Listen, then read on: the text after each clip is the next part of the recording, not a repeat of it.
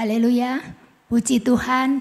Selamat malam Bapak Ibu Jemaat Theophilus Blitar dimanapun Anda berada saat ini. Bersyukur malam hari ini kita masih diberikan kesempatan untuk mendengarkan renungan firman Tuhan dalam rangkaian ibadah 10 malam di hari yang ke-7. Sebelum pemberitaan firman Tuhan, mari kita satukan hati, kita sama-sama akan masuk di dalam doa. Bapa yang baik, Bapa yang kami kenal dalam nama Tuhan Yesus Kristus, kami bersyukur buat pemeliharaan Engkau, buat perlindungan Engkau, sehingga sampai detik ini kami ada dalam keadaan yang baik. Kami percaya semua yang kami alami adalah karena kasih dan anugerah Tuhan. Malam hari ini Tuhan, kami rindu mendengarkan suara Engkau. Kami rindu diisi dengan kebenaran firman-Mu. Urapi hamba-Mu Tuhan, karena hamba-Mu tidak mampu berkata-kata dengan kekuatan sendiri.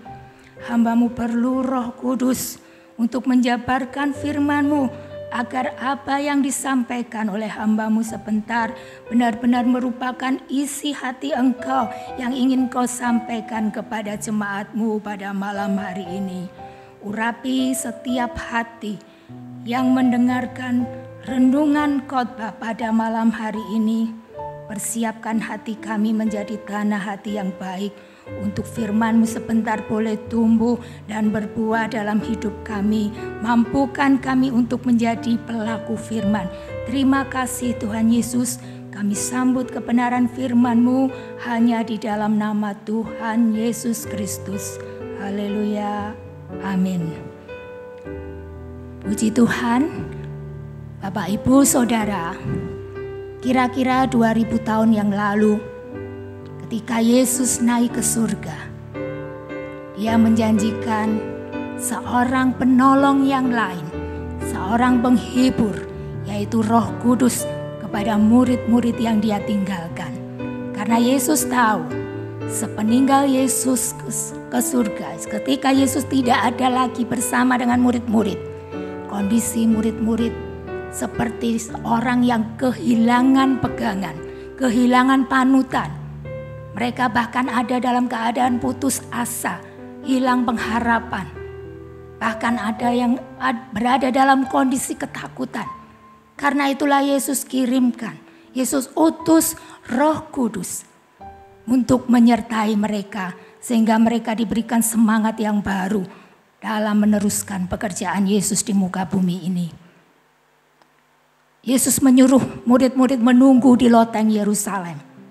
Dan tepat di hari yang ke-10, Roh Kudus yang dinanti-nantikan itu turun. Roh Kudus memenuhi murid-murid yang dengan setia menunggu di loteng Yerusalem.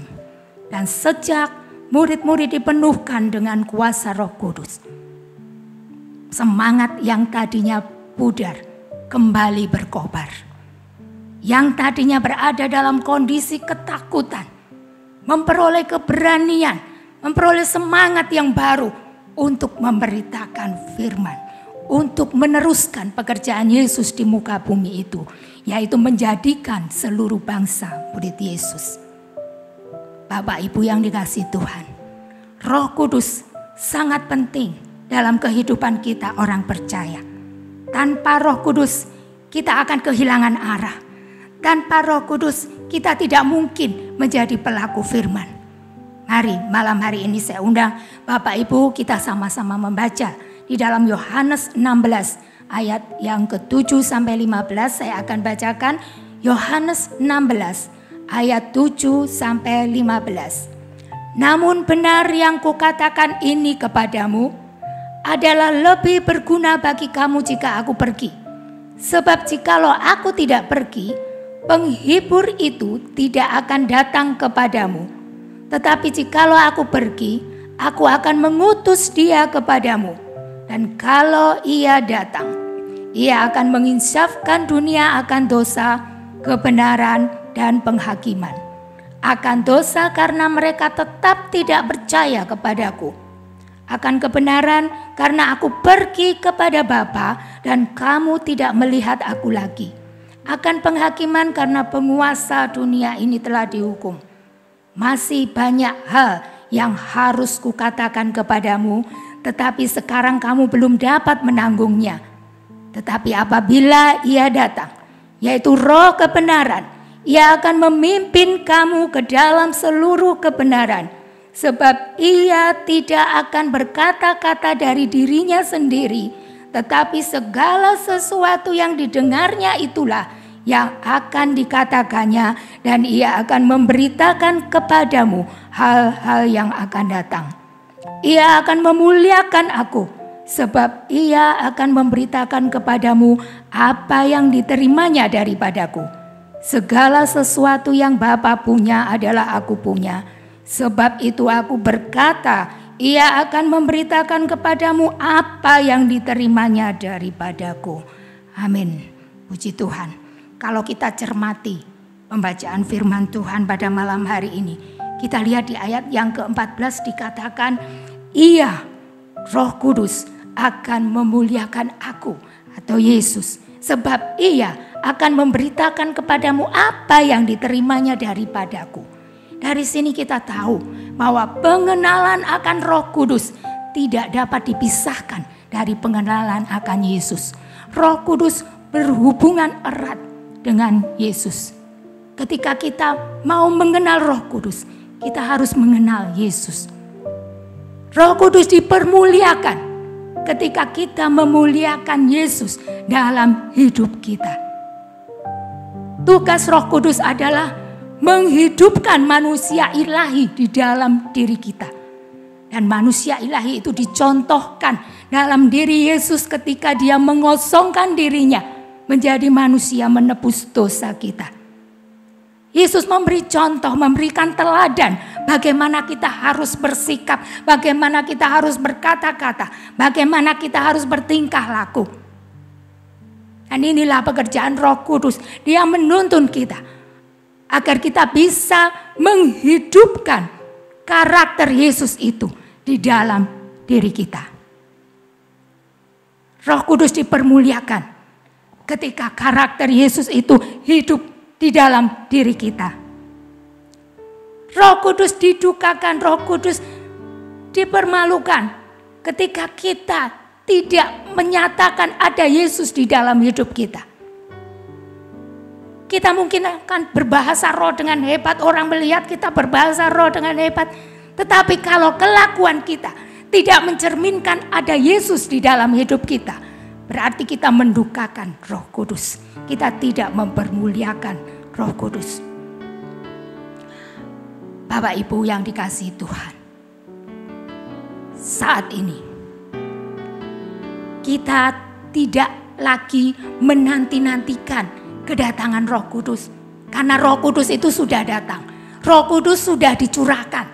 Saat ini justru Roh Kudus itu menunggu kita, membuka hati kita untuk Dia masuk dan mengendalikan hidup kita. Roh Kudus menunggu kita untuk kita mau dikendalikan, mau dipimpin oleh Dia. Malam hari ini, mari kita buka hati kita. Kita izinkan Roh Kudus bekerja seluas-luasnya, masuk dalam hidup kita, mengendalikan pikiran kita, mengendalikan hati kita. Karena tanpa Roh Kudus, kita tidak mungkin bisa menjadi pelaku firman. Tanpa Roh Kudus, kita akan kehilangan arah. Firman Tuhan katakan, hidupku bukannya aku lagi, tapi Yesus yang hidup di dalamku. Ini berarti sejak Yesus menebus dosa kita, kita sudah dibeli dengan darah yang mahal. Itu artinya kita tidak lagi berhak menjadi tuan atas hidup kita. Kita tidak lagi berhak mengatur hidup kita sesuai dengan keinginan kita. Tetapi Yesuslah, Kristuslah yang menjadi penguasa tunggal dalam hidup kita. Itu artinya kita harus tunduk, menyerahkan keinginan kita, kehendak kita ke dalam kehendak Tuhan. Kita harus berusaha menyelaraskan dengan perintah Tuhan. Kita harus berusaha mentaati perintah Tuhan. Dan untuk mentaati perintah Tuhan ini tidak mudah.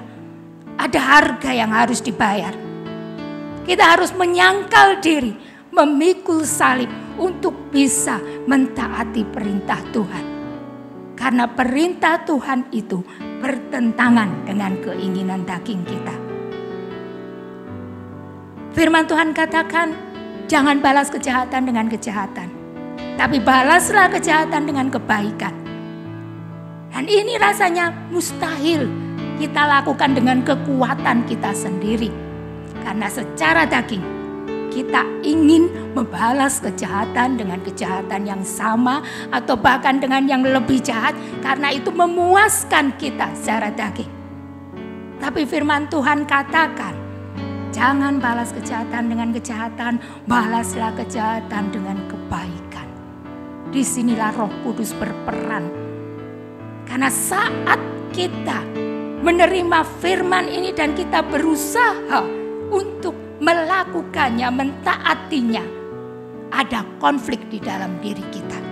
Ada peperangan di dalam diri kita. Di satu pihak kita ingin taat pada firman Tuhan, tetapi di pihak yang lain kita ingin mengikuti keinginan daging kita. Dan di saat terjadi konflik ini, kita akan mengalami kesedihan. Kita akan mengalami putus asa karena kita tidak mampu untuk melakukannya. Disinilah Roh Kudus berperan. Dikatakan di ayat yang ke-7, Dia Roh penghibur. Roh Kudus datang untuk menghibur kita ketika kita berada dalam situasi yang sulit ini, ketika kita berada dalam konflik ini. Roh Kudus memberikan penghiburan. Dia menolong kita, Dia memampukan kita untuk kita bisa taat kepada firman Tuhan. Puji Tuhan, malam hari ini izinkan Roh Kudus itu masuk mengendalikan hidup kita. Karena tanpa Roh Kudus kita tidak mungkin bisa taat kepada firman Tuhan. Tanpa Roh Kudus mustahil kita menjadi pelaku firman. Kita melihat betapa peranan Roh Kudus sangat penting dalam hidup kita. Selain sebagai penghibur, selain sebagai penolong. Di ayat yang ke-8 dikatakan, dan kalau Ia datang, Ia akan menginsafkan dunia akan dosa, kebenaran dan penghakiman.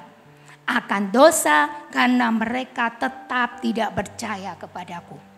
Kenapa Roh Kudus perlu menginsafkan akan dosa? Karena dosa ini adalah sesuatu yang serius di mata Tuhan. Ketika Adam dan Hawa jatuh ke dalam dosa, Adam dan Hawa langsung diusir dari Taman Eden. Dia langsung berada di luar jangkauan Tuhan. Ini menunjukkan bahwa dosa adalah sesuatu yang serius. Apa dosa yang dilakukan oleh Adam dan Hawa sampai dia terusir dari Taman Eden? Adam dan Hawa mendapatkan perintah dari Tuhan untuk tidak memakan buah yang ada di tengah pohon. Karena pada hari dia memakannya, dia akan mati. Tetapi karena bujuk rayu dari iblis lewat ular yang mengatakan bahwa Adam dan Hawa tidak akan mati kalau memakan buah dari pohon yang ada di tengah ini. Tapi dia akan mengetahui yang baik dan yang jahat. Adam dan Hawa tergoda. Dia lebih percaya dari apa yang dikatakan oleh si iblis ini daripada perintah Tuhan. Karena itu dia melanggar, dia makan buah yang ada di tengah. Jadi dosa yang dilakukan oleh Adam dan Hawa di sini adalah dosa ketidaktaatan. Dia tidak taat kepada firman Allah. Dan dosa ini seringkali kita lakukan. Kita seringkali diperhadapkan pada hal-hal yang kadang membuat kita berbelok. Kadang membuat kita sulit untuk taat kepada firman Allah. Disinilah peranan Roh Kudus sangat penting buat kita. Roh Kudus menginsafkan akan dosa. Dia menegur kita. Dia memperingatkan kita ketika kita mulai melenceng, ketika kita mulai coba-coba untuk tidak taat pada firman Allah, Roh Kudus tegur kita, Roh Kudus memperingatkan kita. Tinggal bagaimana respon kita. Apakah kita peka terhadap peringatan dari Roh Kudus? Apakah kita peka terhadap teguran Roh Kudus? Kalau kita bebal, kalau kita seringkali mengabaikan teguran dari Roh Kudus ini, maka kita akan menjadi orang-orang yang tidak taat. Akibatnya kita akan jatuh ke dalam dosa, dan dosa ketidaktaatan ini serius. Kita akan diusir. Kita akan keluar dari jangkauan kasih Tuhan. Karena itu Bapak Ibu, miliki Roh Kudus. Izinkan Roh Kudus itu tinggal dalam hidup kita, menguasai hidup kita. Dan belajarlah untuk peka terhadap teguran-teguran dari Roh Kudus. Karena Roh Kudus itu menginsapkan kita akan dosa ketidaktaatan ini.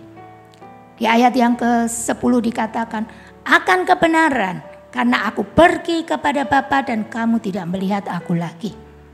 Ketika Yesus sudah tidak ada di dunia ini, apa yang akan orang dunia lihat? Kebenaran itu orang dunia akan melihat di mana? Tentunya kita sebagai saksi Kristus inilah yang akan dilihat oleh mereka. Karena itu penting sekali kita menghidupkan Yesus di dalam diri kita. Karena kalau kita tidak menghidupkan Yesus di dalam diri kita, percuma kita bersaksi kepada mereka, kita akan menjadi batu sandungan buat mereka. Mereka tidak akan percaya kepada Yesus. Tapi kalau mereka melihat kita bisa mencerminkan ada Yesus dalam hidup kita, mereka melihat Yesus dalam setiap tindak tanduk kita, kita sudah menjadi saksi hidup. Kita sudah menjadi suratan terbuka sehingga membuat orang yang belum percaya jadi mengenal Yesus. Puji Tuhan, dan untuk bisa mewujudkan Yesus dalam hidup kita, kita perlu Roh Kudus. Kita tidak mampu dengan kekuatan kita sendiri. Fungsi Roh Kudus berikutnya, peranan Roh Kudus berikutnya kita bisa melihat di ayat yang ke-13. Tetapi apabila Ia datang, yaitu Roh kebenaran, Ia akan memimpin kamu ke dalam seluruh kebenaran, sebab Ia tidak akan berkata-kata dari dirinya sendiri. Segala sesuatu yang didengarnya itulah yang akan dikatakannya, dan Ia akan memberitakan kepadamu hal-hal yang akan datang. Puji Tuhan, kalau kita mengizinkan Roh Kudus itu diam, Roh Kudus itu memimpin, mengendalikan hidup kita. Roh Kudus ini akan menuntun langkah hidup kita. Dia akan berikan hikmat di masa yang sulit. Dia akan tuntun kita bagaimana kita harus bersikap menghadapi situasi sulit. Dan ini kami alami, bagaimana pimpinan Roh Kudus menghadapi situasi yang sulit saat ini. Saya alami benar-benar penyertaan Roh Kudus yang luar biasa. Sehingga saya katakan, tanpa Roh Kudus saya tidak mungkin bisa melewati masa yang sulit ini. Tapi dengan adanya Roh Kudus itu memberikan hikmat, memberikan tuntunan untuk langkah-langkah yang akan kami ambil. Keputusan-keputusan yang kami ambil. Dan itu benar-benar kami rasakan ketika kami mengandalkan Roh Kudus. Tuhan itu menuntun langkah kami, hingga kami bisa melewati masa-masa yang sulit ini. Saya percaya ketika Bapak Ibu mengandalkan Roh Kudus, mengandalkan tuntunannya, mengandalkan pimpinannya, maka Bapak Ibu akan bisa melewati situasi yang sulit seperti apapun yang dihadapi saat ini. Roh Kudus akan memampukan kita. Roh Kudus akan memberikan hikmat, menunjukkan jalan pada kita apa yang harus kita lakukan. Puji Tuhan, kami bersyukur malam hari ini Tuhan. Biarlah kiranya Engkau mau datang, Engkau mau penuhi hidup kami, umat-Mu, jemaat GPD Theophilus yang saat ini berada di rumah atau dimanapun mereka berada. Kami perlu Engkau ya Roh Kudus.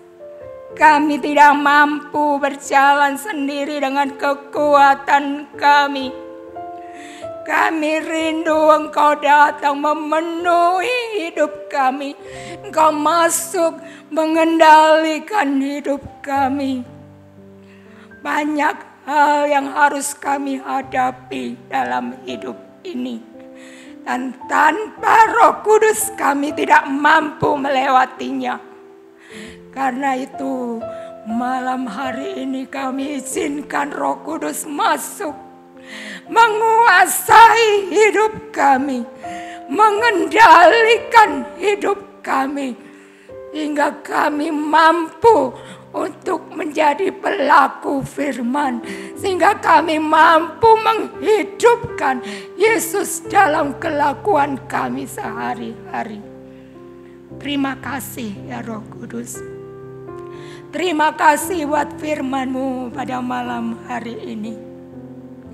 Kami percaya Engkau akan beserta dengan kami. Engkau ada dalam hidup kami. Dan kami tidak takut lagi menghadapi hari-hari kami ke depan. Karena kami tahu bersama dengan Engkau kami sanggup melewatinya. Terima kasih Tuhan. Terima kasih ya Roh Kudus. Kami serahkan hidup kami ke dalam tangan-Mu.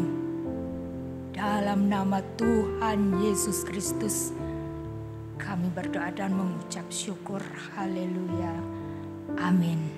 Terima kasih Tuhan Yesus.